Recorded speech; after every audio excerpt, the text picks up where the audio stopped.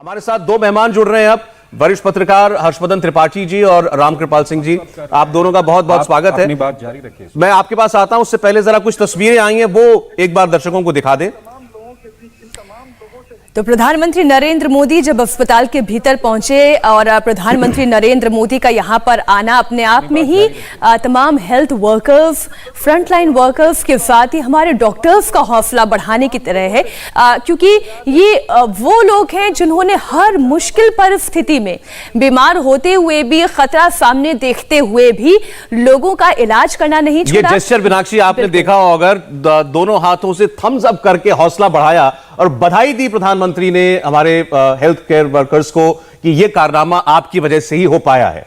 बिल्कुल, ये कारनामा अगर हो पाया है तो ये वाकई में आज का दिन, मैं बार बार कह रही हूं कि आप अपने आसपास जितने डॉक्टर्स हैं, जितने नर्सेस हैं, जितने पैरामेडिकल स्टाफ है, आप उनको सल्यूट करें, क्योंकि उनके बदौलत ये मुमकिन हुआ है। हर्षवर्धन जी बहुत बधाई आपको, रामकृपाल जी आपको बहुत बधाई, भारत ने कारनामा किया। और हर्ष जी, लगा था आपको कि भारत इतना जल्द ये काम कर पाएगा? देखिए सौरभ, सबसे पहले तो ये कि हम सभी देशवासियों को एक ये खुशी, सिर्फ इतना ये 100 करोड़ का आंकड़ा नहीं है, हम भारतीयों के आत्मविश्वास को एक तरह से हम कहें कि उसको हमने रिक्लेम किया है। और रिक्लेम करना कैसे है कि जब दुनिया ये कह रही थी कि ये कैसे बना पाएंगे, आपको याद होगा, वो लोगों के ध्यान से उतर जाता है, मैं उसको जरूर ध्यान दिलाऊंगा कि 15 अगस्त को प्रधानमंत्री को भाषण देना था।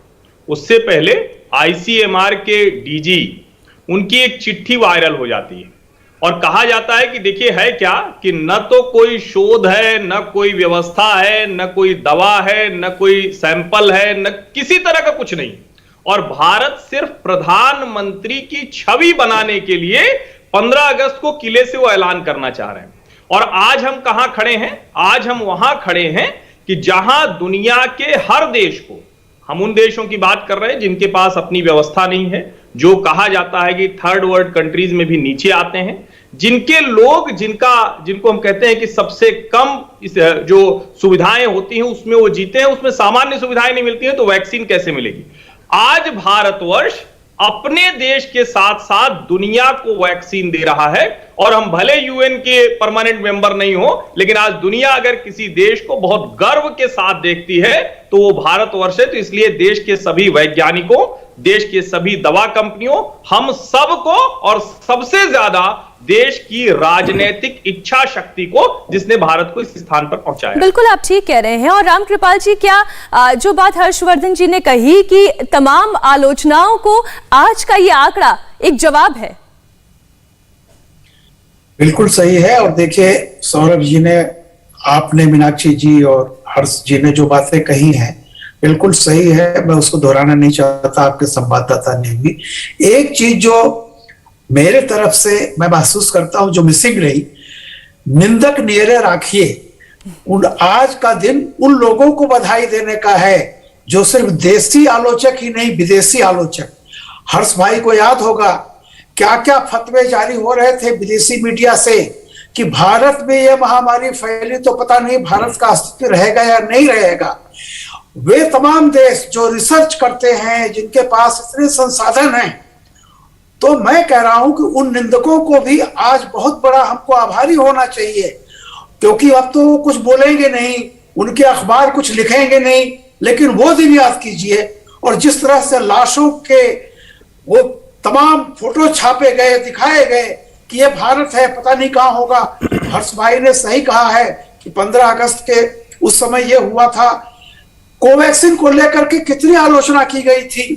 किसी ने कहा है तो मोदी की वैक्सीन है, किसी ने कुछ कहा, लोगों ने कहा है तो षड्यंत्र चल रहा है, इसकी कोई ये लगवाएंगे नहीं, किसी पर टेस्ट नहीं की गई है जी।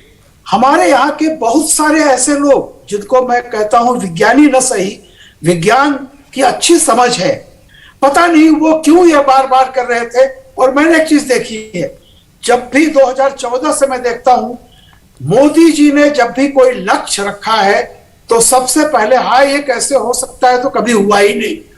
जब जनधन की बात की थी तब याद रखिए कि अरे 71 में इंदिरा गांधी ने आम गरीब को बैंक बैंक के दरवाजे तक पहुंचाने के लिए बैंकों का राष्ट्रीयकरण किया था। ये कैसे हो सकता है रामकृपाल जी? आपने बिल्कुल ठीक कहा कि मोदी जी हमेशा, क्या हो जाएगा। बिल्कुल आप सही कह रहे हैं कि मोदी जी हमेशा एक पॉजिटिव एटीट्यूड के साथ ही आगे बढ़ते हैं, और इसलिए जब उन्होंने लिखा भी था टुगेदर वी विल, उन्होंने टुगेदर यानी सबके साथ की बात की, और सबके साथ और सबके प्रयास से ही ये संभव हो पाया। अच्छा, मैं एक तरफ सौरभ आपका भी ध्यान आकर्षित करना चाहती हूँ और हमारे दोनों मेहमानों का भी। आप लोगों ने हो सकता है गौर किया हो, अगर ना किया हो तो दर्शकों को भी बता दें, आज मोदी जी कुछ अलग लुक में नजर नहीं आ रहे हैं आपको?